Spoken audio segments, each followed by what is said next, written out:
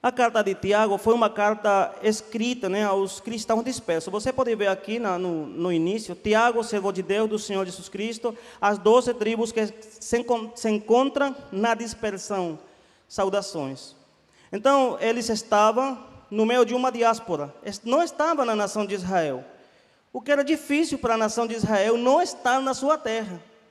Era uma situação complicada. Estavam sem templo. Talvez eles se sentiam sem identidade, um israelita fora do templo, tomando em conta, amados, que eu acho que a gente já tem falado outras vezes aqui, o templo não é como nós aqui ocidentais, né, vemos o templo. Nós vemos o templo assim, o templo é a casa de Deus, onde nós vamos e apresentamos um culto, e se eu não estou nesse templo, eu estou no outro, e tudo bem. Mas não é assim, para um israelita não era assim. O templo de Jerusalém concentrava a vida política e religiosa da nação de Israel. Toda a vida da nação de Israel estava estruturada no templo. Então, ao eles estarem dispersos, não estar no templo, era uma situação difícil para eles. Também eles não estavam de turismo. Eles não estavam fazendo turismo. Eles estavam dispersos. E uma nação na diáspora é uma nação perseguida. Então, não era fácil para eles poderem, talvez, em algum momento das suas vidas, pensarem que Deus talvez tinha se esquecido deles. Não era difícil que esse pensamento chegasse na sua mente. No meio de tantas perseguições, no meio de tantas coisas, o Espírito Santo inspira o Tiago, né, o irmão do Senhor, entre o ano 44 e 62, né, essa carta foi escrita para ser lida na igreja, porque essa carta tinha um propósito, e era alentar os irmãos, fortalecer a fé dos irmãos que estavam nessa diáspora, que não estavam na nação de Israel.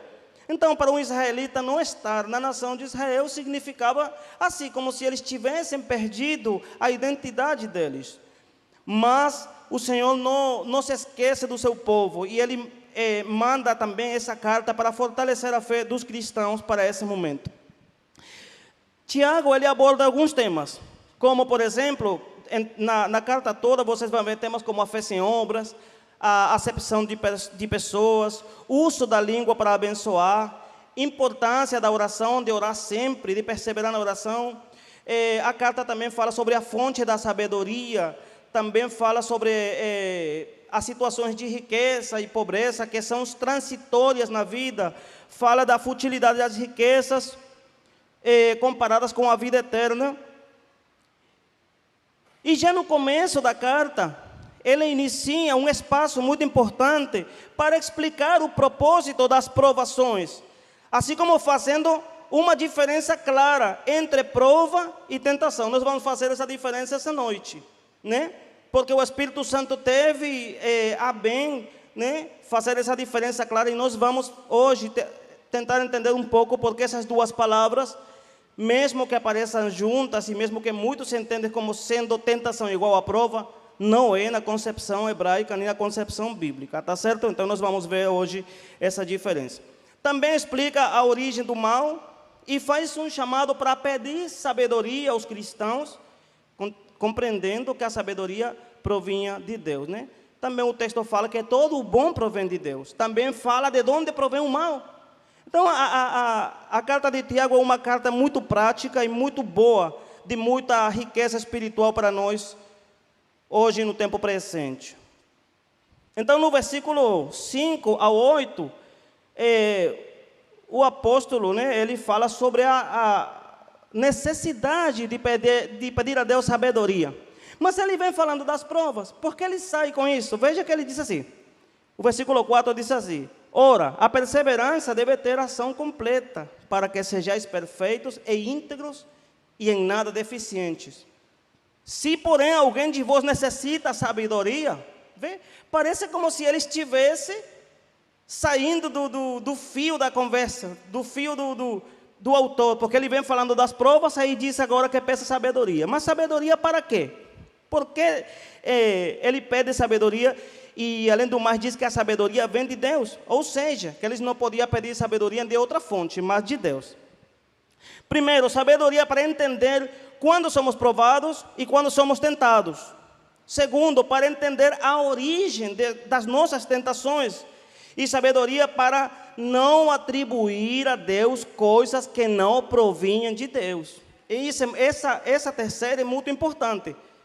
É muito importante nós sabermos quando estamos falando de prova e quando estamos falando de tentação, para não atribuir a Deus coisas que não provêm de Deus. Então, por isso é que ele diz, se tem alguma deficiência de sabedoria, peça a Deus que lhe dá abundantemente e sem reproche. Deus é o autor da sabedoria. Então, ele começa falando isso por quê? Porque era muito fácil, pelo fato de que eles estavam sendo perseguidos, persecuções estas que tinham começado quando a igreja começou a se espalhar, lá no livro do Atos, você lembra? Que começou a igreja a se espalhar, pois a perseguição seguiu, e eles tiveram que sair da sua pátria por causa disso. Então, era muito fácil pensar que tanto as perseguições que eles estavam passando, e as provas e as tentações pessoais que eles viviam, também provinham de Deus. Por isso, o Espírito Santo faz uma aclaratória. O Espírito Santo faz questão de separar estas duas, vamos dizer assim, estas duas palavras, para que ficasse claro para eles qual era a origem, tanto das provações, como das tentações. No versículo 2, começa falando, tendes por alegria quando sejais submetidos a diversas provações. Então, quando nós falamos de provações, falamos então como tratando-se de um instrumento. Prova é um instrumento de avaliação, um instrumento que permite, sua aplicação permite avaliar se eu estou preparado ou não, ou se eu tenho aptidão, competência para exercer qualquer função. Então eu sou provado. Mas quando eu falo de tentação, eu estou falando de um desejo, de uma inclinação de quebrantar, de violar um mandamento estabelecido por Deus. Então, a origem é pelo pecado, para transgredir a lei. É isso que nós chamamos de tentação. Enquanto que, quando nós estamos falando de prova, estamos falando de um instrumento que Deus constantemente utiliza nas nossas vidas para demonstrar, não para Ele saber como nós vamos reagir, amados. Deus já sabe tudo de nós. Ele sabe como nós vamos reagir. Porque se nós pensarmos dessa maneira, estaríamos dizendo que Deus não é onipotente, que Deus não sabe tudo, nem sabe o futuro. Deus conhece o futuro, então Ele sabe bem como nós vamos reagir. Deus não necessita nos provar para alimentar seu ego. Deus precisa que nós sejamos provados pelas diferentes circunstâncias da vida para nos demonstrar a nós mesmos quanto nós necessitamos de Deus, quanto às vezes nós estamos dependendo de nossas próprias forças, para demonstrar para nós mesmos quão fracos às vezes somos e que não éramos tão fortes como nós pensávamos, o que nos leva imediatamente a uma dependência absoluta do Senhor. Então, para isso é que Deus permite que nós sejamos provados em diversas tentações. Veja que Ele não diz que uma prova, não, diversas tentações, diversas provações, perdão. Somos provados nas diferentes áreas das nossas vidas. Então, é muito importante você fazer diferença entre esses dois termos. E o autor, ele faz essa diferença bem marcada nos textos. E nós vamos falar um pouquinho disso. Então, o autor nos chama primeiro a sentir alegria quando estejamos em diversas provas. Como é que eu posso sentir alegria? Eu digo, Senhor, eu quero ser provado. Quem orou assim uma vez? Eu quero ser provado, porque ninguém quer passar por provas. Ninguém quer passar por dificuldades. Ninguém pede a Deus para ser provado. E ninguém sente alegria. Ou pelo menos não ao princípio, né? Mas nós começamos a sentir alegria quando temos maturidade. Quando entendemos que as situações que vêm para nossas vidas, elas vão produzir um efeito didático, elas vão nos ensinar, elas vão deixar um propósito nas nossas vidas. Deus, como eu disse no princípio, Deus não permite as provações para alimentar seu ego, ou para dizer, vamos ver como o menino vai reagir, vamos ver como ele vai se dar nessa prova, como se Deus estivesse, por acaso, desfrutando dessa situação. Não, amados. Deus permite, porque Ele sabe que, afinal de cada prova, nós somos coroados de vida. Deus permite porque, afinal de cada prova, nossas vidas são transformadas, nosso olhar, nossa visão é transformada. Por isso que Ele permite. Enquanto nós somos provados gradativamente, nosso caráter vai mudando e mudando e mudando, e nós cada dia vamos nos tornando pessoas mais maduras, mais fortes no caminho do Senhor. Então, sentimos alegria quando sabemos que a provação produzirá alguma prova, e que ela vai nos ensinar. Então, a prova vem para isso, para mudar, para nos mostrar nossas carências, nossas incapacidades. Ela nos põe em perspectiva.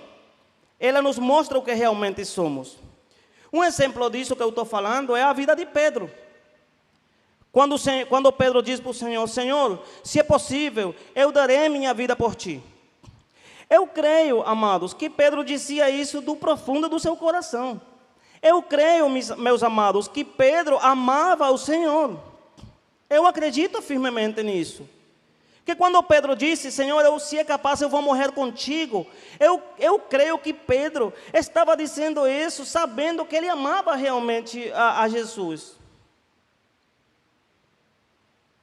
O que Pedro não sabia, porque ele não conhecia o futuro, era que quando chegassem esses homens a prender a Jesus, ele iria sentir medo.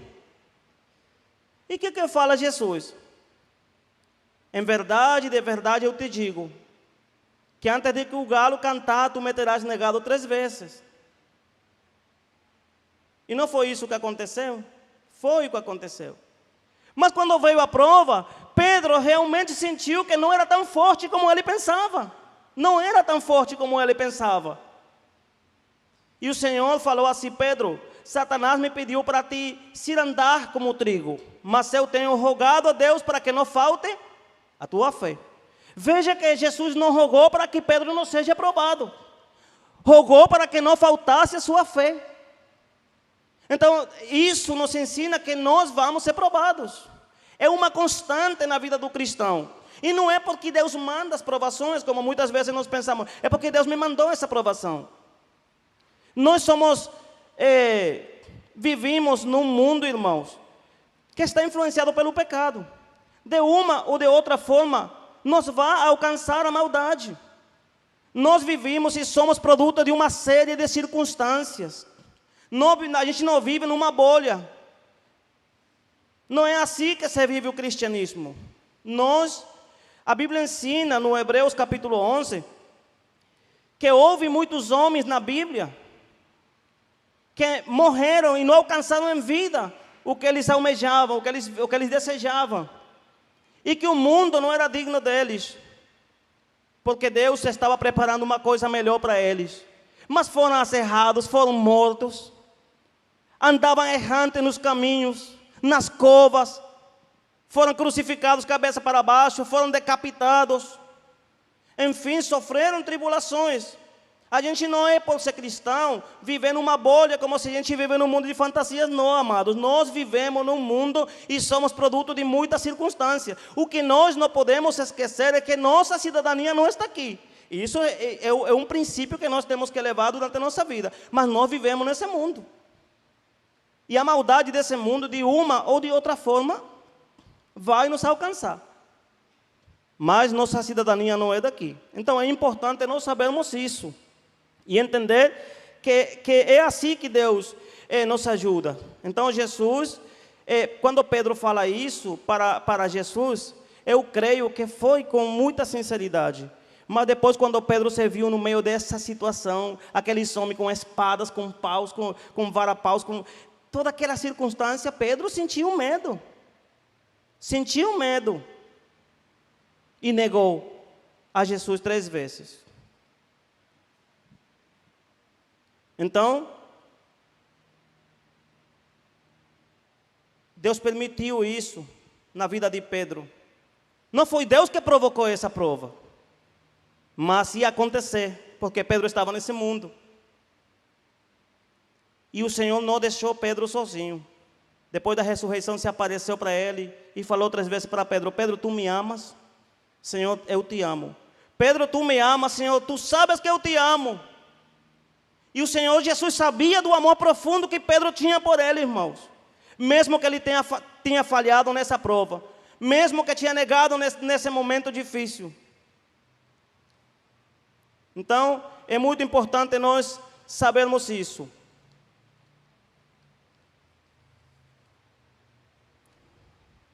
É importante também reconhecer quando eu estou sendo provado pela minha própria causa, pela minha própria concupiscência. Porque nós às vezes somos assim.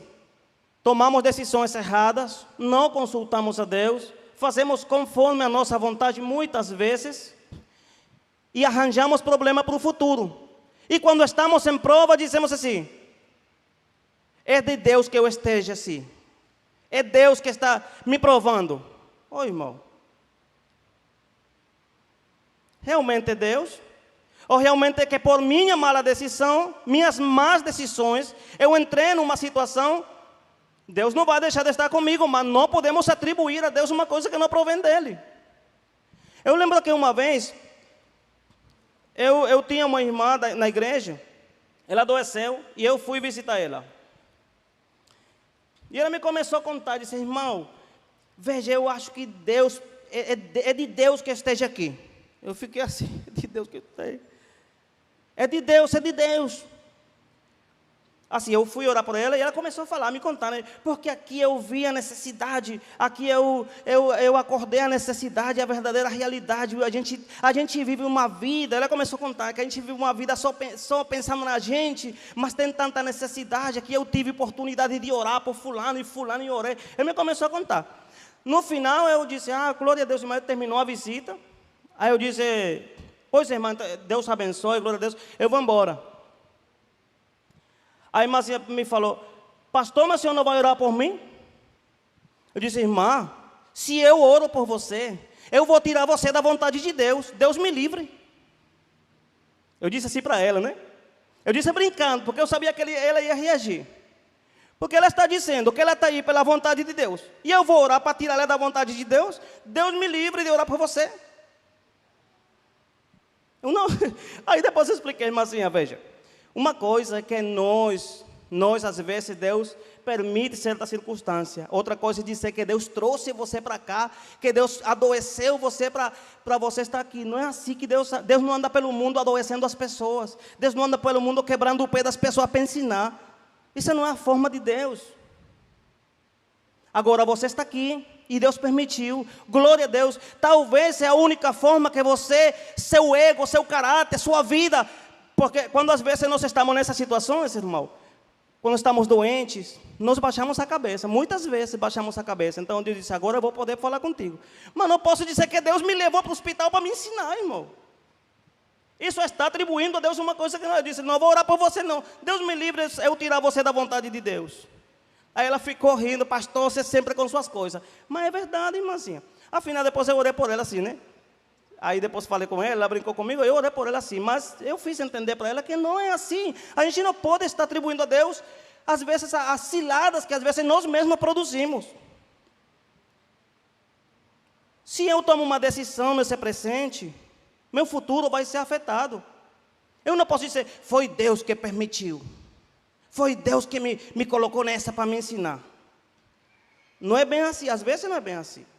Às vezes nós tomamos decisões muito erradas, e então jogamos a culpa em Deus. Tenhamos cuidado com isso, porque o autor aqui ele faz questão de separar essas duas coisas. Você deve saber diferenciar quando você está em um problema. E muito importante, seja qual for a situação que você esteja vivendo, Deus não vai deixar você sozinho. Mas pelo amor de Deus, não culpe a Deus do mal. Não culpe a Deus das coisas que não são Deus, que não provém dele. Entendeu? Então é muito importante nós sabermos a origem das nossas tentações. Às vezes é por isso, situações, nossa humana debilidade, nossa fraqueza, nossa inclinação ao mal, faz que nós tomemos decisões erradas, não consultamos a Deus, fazemos às vezes a nossa vontade, e não respeitamos a vontade de Deus nas nossas vidas, e pagamos um preço, passamos por situações que não deveríamos estar passando, por culpa nossa. Então é muito fácil dizer: é Deus que me colocou aqui. Então vamos, no versículo 12, vamos ler aqui. Bem-aventurado o homem que suporta com perseverança a provação. Veja que a primeira palavra que utiliza no versículo 12 é provação. instrumento aplicado às nossas vidas para, vamos dizer assim, demonstrar que somos ou não capazes em alguma área das nossas vidas. No termo bíblico, são situações que nós superamos, conseguimos superar pela ajuda de Deus nas nossas vidas. Bem-aventurado quem suporta com perseverança a provação, porque depois de ter sido aprovado, quer dizer, às vezes quando nós falamos desse texto, nós imaginamos só a final das nossas vidas, quando nos apresentaremos diante de Deus e vamos receber coroas, né? Mas aqui não está falando do final dos tempos, não. Aqui o texto está dizendo, porque quando haja resistido à prova, quer dizer que ao final de cada prova, ao final de cada provação da sua vida, você é coroado com vida. É afinal, depois de ter sido aprovado em cada prova das nossas vidas, você é coroado com vida. Veja, irmão, quando nós nos negamos ao pecado, a alma que pecar, essa morrerá. E a alma que não pecar, viverá. Então, quando eu não peco, eu sou coroado com vida. E quando eu peco, eu morro. E Deus não tem comunhão com o pecado. Então, toda vez que eu suporto uma provação, toda vez que eu consigo superar uma situação da minha vida, eu sou coroado com vida, afinal de cada prova. É certo também que nós, afinal, vamos receber coroas, vamos dizer assim, premiações, que Deus vai nos coroar com coroa de justiça, coroa de paz, coroa... Quer dizer, Deus vai, afinal dos tempos, nos coroar, mesmo que a glória toda seja para Ele, né? E como em Apocalipse diz a Bíblia que as pessoas que estavam frente ao altar colocavam suas coroas diante do Senhor, porque para Ele é toda a glória e toda a honra. Mesmo assim o Senhor vai nos coroar com vida, vida eterna em Cristo Jesus. O qual prometeu aos que o amam, porque quem ama, Ele vai renunciar, porque o amor todo pode, todo suporta. O amor é assim, é sofrido, é benigno. Então, quem ama o Senhor, Ele se guarda de tudo. E, afinal de todos, você acha que Deus não vai reconhecer que nós, como os discípulos disseram, Senhor, nós deixamos tudo por Te seguir. E Jesus falou assim, não há ninguém que deixe tudo que não receba nessa vida presente e na vindoura a vida eterna. Então, Deus é bom para reconhecer essas coisas. Deus é maravilhoso. Versículo 13. A palavra aprovação, utiliza a palavra tentação. Ninguém, ao ser tentado, diga, sou tentado por Deus. Porque Deus não pode ser tentado pelo mal e Ele mesmo não tenta ninguém. Então, como é que eu digo que Deus me mandou a tentação? Como é que eu posso dizer, Deus me mandou essa tentação? Deus está lá no céu tramando, eu vou mandar uma tentação para meu filho, eu estou vendo ele muito calmo, vou mandar uma tentação para como é que ele vai resistir. Será esse Deus assim? Será que Deus não sabe quem somos nós? Será que Deus não sabe como nós vamos reagir? Será que Deus não conhece o futuro? Conhece. Deus não necessita isso. Mas aqui diz, quando alguém é tentado, não diga, eu sou tentado por Deus, porque Deus não pode ser tentado pelo mal e Ele mesmo não tenta ninguém. Ao contrário, cada um é tentado quando da sua própria concupiscência é atraído e seduzido. Veja a expressão, cada um é tentado. Cada um significa individualidade. Também diz quando da sua própria concupiscência. Também nos fala sobre individualidade. Minha forma de ser tentado não é a sua mesma forma de ser tentado. Cada quem é tentado pela sua própria concupiscência, pela sua própria cobiça. Porque pode ser que as coisas que para mim representam uma tentação, para você não representem. Então, cada um é individual, cada um é tentado quando da sua própria concupiscência, da sua própria cobiça, é atraído e seduzido. Então, eu sou tentado por aquilo que eu gosto, que transgride a lei do Senhor. Então, de onde vem a tentação? Deus me manda a tentação? Ou sai do meu próprio coração? Da minha própria concupiscência? Tiago diz que é da minha própria concupiscência, inspirado pelo Espírito Santo. Então, aquilo que eu gosto, que desagrada a Deus, que transgride a lei de Deus, que erra ao alvo, isso é tentação. veja que ela já tem uma conotação negativa, porque ela vai me separar do propósito, ela vai me distanciar do propósito de Deus. Então, cada um é tentado quando da sua própria concupiscência é atraído e seduzido. O apóstolo, ele faz essa diferença clara, o Espírito Santo, para que nós entendamos a origem das nossas tentações, porque nós vivemos, irmão. Veja, nós às vezes fazemos o seguinte: acontece uma coisa boa, é de Deus. Acontece uma coisa má, é do diabo. E cadê eu? Cadê minha responsabilidade diante do pecado? Então, eu termino nunca sendo perdoado totalmente, porque eu fico sempre culpando alguém. Metade minha culpa, metade do diabo. E o diabo tem se convertido no bode expiatório de muitas pessoas. Não, eu pequei porque o diabo me tentou. Quem disse que tu pecou porque o diabo tentou? Tiago está dizendo aqui que eu pequei porque minha própria concupiscência, fui seduzido pelo que é concupiscência para mim, pela minha inclinação ao mal. Eu yatser hará, que é a palavra em hebraico para isso, inclinação ao mal. Inclinação esta que o homem ficou todo praticamente de joelho depois da queda de Adão. Tem uma inclinação. Veja, irmão, se o diabo tiver que fazer algum esforço por nos levar ao pecado, eu acho que só dá um empurrãozinho. Porque a magnitude do pecado no ser humano é tão grande, um alcance tão tremendo. Por isso é que Deus odeia o pecado. Porque o pecado tem um alcance tão terrível, um efeito tão destrutor na vida do ser humano. Eu comparo assim, depois da queda, o homem ficou com uma predisposição ao pecado. Ficou predisposto. Que é mais fácil, fazer o bem ou fazer o mal? Fazer o bem é ir contra a correnteza. É como se você estivesse numa ladeira com uma bicicleta. Está lá no pináculo, no cenáculo, no pináculo já em cima, com uma bicicleta. Isso que sostém você é os seus pés firmes no chão. Só levante os pés para você ver que essa bicicleta vai ladeira abaixo. Assim é o pecado, ele puxa para baixo. Por isso, a Bíblia diz: busquem as coisas de cima, lá de cima, onde está Cristo sentado à destra de Deus. Então é um esforço, é uma luta que há nas minhas duas naturezas, vamos dizer assim, no meu interior. E a natureza que maior esteja alimentada é a que vai ganhar, né? Essa batalha do dia a dia. Enquanto uma pessoa alimenta sua natureza espiritual, suas decisões vão ser mais acertadas, vão ser mais espirituais, vai ser uma pessoa mais cheia do Espírito Santo.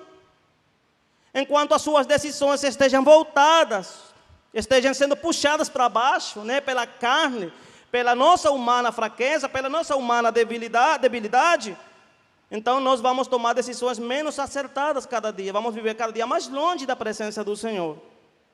Então é uma luta, não acontece naturalmente, eu tenho que lutar contra a minha própria natureza.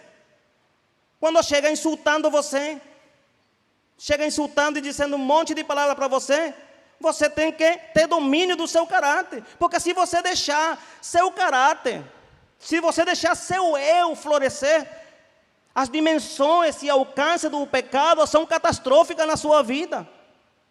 Quando a gente lê, escuta nos jornais as notícias que fulano de tal fez isso, estuprou, matou, esquartejou. E às vezes a gente diz, é o próprio capeta. É natureza humana, não tirando a responsabilidade, claro, né? Sabemos que o mundo todo jaz no mal. Eu só estou querendo que você entenda hoje, como o Tiago nos chama, a reflexão da nossa própria responsabilidade. E que nós não tenhamos agora jogando a nossa culpa em um terceiro. É mais fácil dizer, Senhor, eu pequei porque realmente eu sou uma pessoa falha, meu Deus, me perdoa. Eu pequei porque eu quis, Senhor. Eu não tenho desculpa diante de você. Não é melhor assim? Recebe perdão uma pessoa dessa. Mas uma pessoa que chega na presença de Deus dizendo, Senhor, eu pequei porque que Satanás me tentou. É culpa dele, não é culpa minha. É o mesmo princípio, Adão me colar do princípio. Veja a diferença. Se Adão tivesse chegado a Deus e dito, Senhor, eu me deixei levar porque eu vi que a árvore era bonita. E eu pequei por isso. Senhor, mas me perdoa. Tem alguma forma de restituir isso aí, Senhor? Eu pequei porque eu quis. Adão era inocente? Era não. Ele tinha um mandamento, então não era inocente. Então, quando as pessoas falam sobre a dispensação da inocência, inocente não era. Inocente é aquele que não tem um mandamento e peca. Mas já quando uma pessoa tem um mandamento e peca, não é inocente. Mas veja a atitude.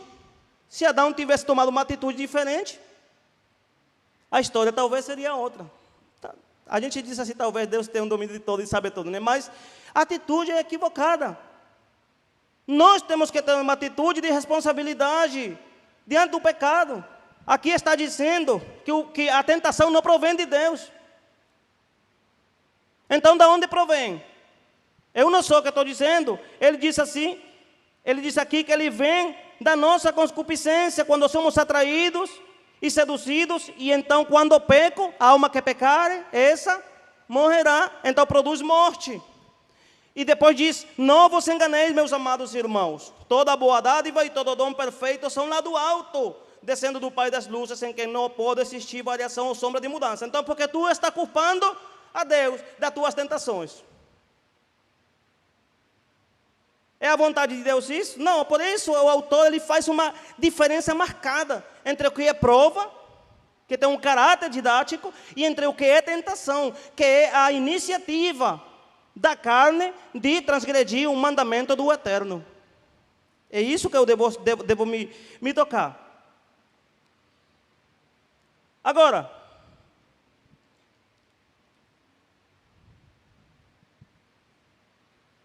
vamos examinar alguns textos bíblicos, né? Gálatas 5, 21 ao 23, do 19 ao 23. E manifestas são as obras da carne que são, e faz uma lista grande de todas as obras da carne.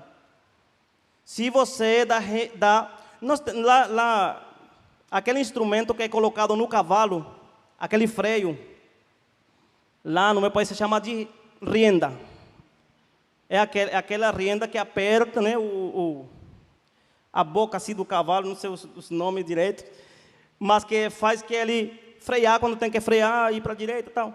Chama-se de rienda ou cabestro. Ou cabresto ou cabestro. Quando o cavalo ele vê que tem um campo aberto, ele entende que ele vai correr. O que faz o que está montando nele? Dá rienda suelta. Quer dizer, solta ele para que ele não se sinta freado. Se você dá rienda suelta a qualquer atitude de pecado, as dimensões do alcance do pecado vão ser catastróficas na sua vida, na sua família, nas suas decisões, no seu país, em todo. Então Deus nos dá domínio próprio. Ele botou, irmãos, veja, Deus vivendo dentro dos nossos corações, através do Espírito Santo, para que nós possamos vencer esse sistema mundano. Deus veio morar dentro de nós, para nós podermos vencer esse sistema mundano. É Deus que habita em você, é Deus que habita em mim. Então nós somos vencedores em nome de Cristo Jesus. No capítulo 7 de Romanos também, a gente vê que Paulo começa a fazer uma exposição clara sobre a luta que há dentro do ser humano. A carne contra o espírito contra a carne e tal. E afinal, o último versículo diz assim, graças damos a Deus por Jesus Cristo. Ele está dizendo aí, em Cristo está a vitória, porque Cristo venceu. Cristo venceu o pecado, eu posso vencer e você também pode vencer. Nós às vezes pensamos um texto assim, né? O espírito é forte e a carne é? O espírito é forte e a carne é? E se é fraca, por que nos domina?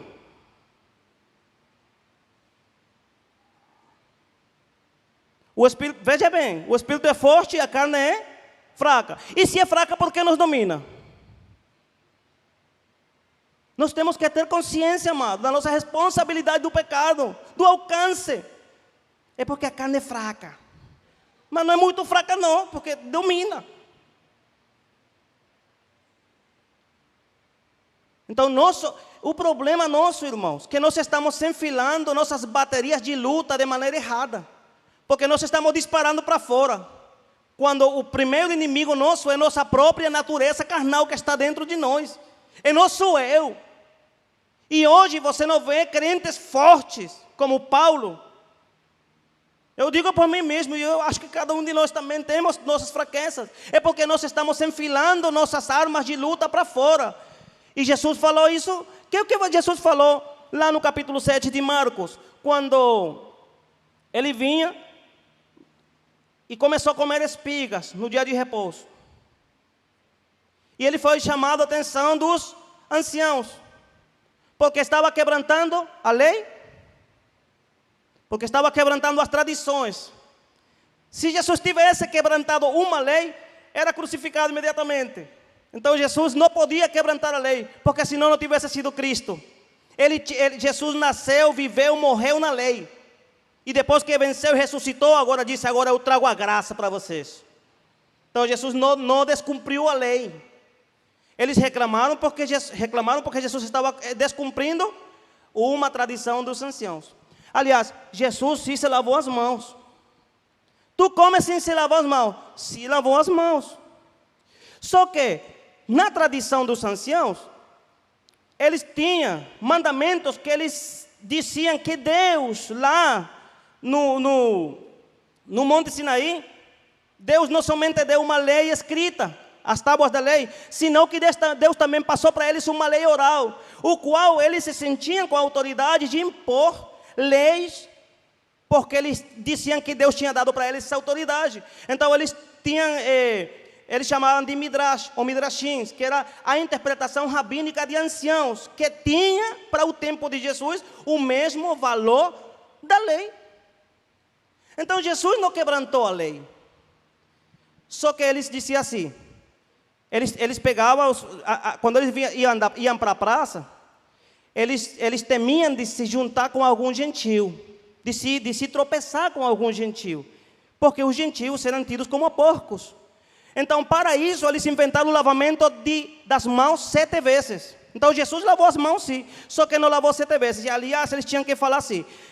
Eles tiravam a mitra deles e diziam, bendito seja Hashem que nos deu o mandamento de lavamento das mãos. 7 vezes faziam isso. Mas não era por si purificar mesmo. Era por nojo que eles tinham dos gentios. Veja que esse sentimento não vinha de um sentimento de amor correto. Posso me tropeçar com algum gentio, lá na praça desse gentio, eu não quero me juntar com eles. E tinha que lavar as mãos 7 vezes. Mas quando você vai na Bíblia, você encontra isso na lei? Não aparece isso de lavar as mãos 7 vezes. Então, para eles, Jesus estava imundo porque não se lavou as mãos. E Jesus falou para eles, não é o que entra no homem o que contamina, mas o que sai é o que contamina. Os discípulos também não entenderam muito, né? Os discípulos também não entenderam muito, mas Jesus explicou a parte a eles. Jesus explicou a parte, os princípios. E Jesus falou assim, a partir do versículo 18. Então seus discípulos o interrogaram acerca da parábola. Então lhe disse, assim vós também não entendeis? Não compreendeis que todo o que de fora entra no homem não pode o contaminar? Porque não lhe entra no coração, mas no ventre e sai para o lugar escuso. E assim considerou eles puros todos os alimentos e dizia, o que sai do homem, isso é o que contamina, porque de dentro do coração do homem é que procedem os maus desígnios, a prostituição, os furtos, os homicídios, os adultérios, a avareza, a malícia, o dolo, lascívia, inveja, blasfêmia, soberbia e pare de contar. Da onde procede? Do coração do homem. Agora, quando Paulo, no 1 Coríntios, capítulo 9, no versículo 25 ao 27, Paulo entendeu a luta que estava dentro dele. Ele disse, eu tenho que entender uma realidade, o pecado está em mim. O pecado está em mim. Agora eu esmurro meu corpo. Será que Paulo se dava uma sessão diária de murros e golpeava seu corpo, era?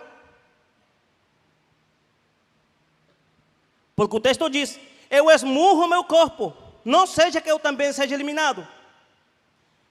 Ele estava dizendo, eu entendo que minha luta está dentro de mim. E eu não estou, vamos dizer, utilizar esta palavra de ambiente de guerra, eu estou disparando para fora.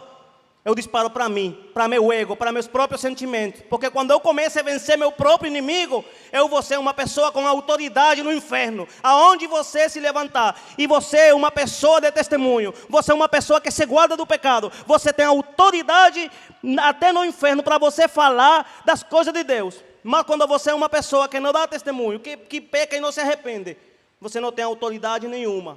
Paulo disse, eu esmurro meu corpo. Não era que ele se batia fisicamente. Ele sabia a luta que estava dentro dele. E ele disse, o pecado está em mim. Mas dou graças a Deus por Jesus Cristo, que com o Espírito eu sirvo ao Deus dos céus.